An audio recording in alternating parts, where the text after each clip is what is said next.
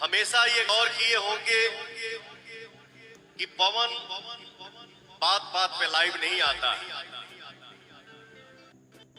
Sir मैं चुप ही रहना पसंद करता हूं,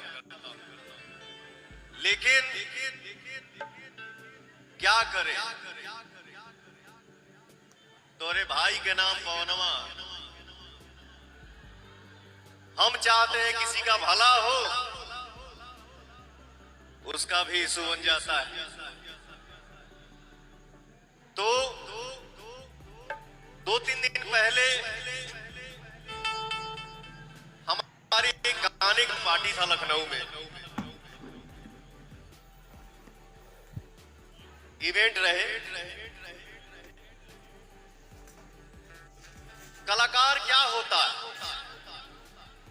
एक कलाकार वही होता है जो अपने काम से अपने ऑडियंस को इमोशनल कर दे। एक कलाकार वही होता है जो अपने काम से अपने ऑडियंस को हंसा दे। कलाकार हो है ना होला हो।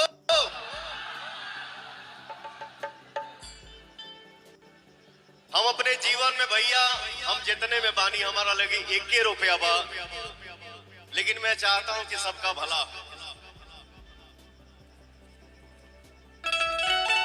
अबजद से दूर ही रहना चाहता हूं, बट पता नहीं क्यों यहाँ लदे रहता है।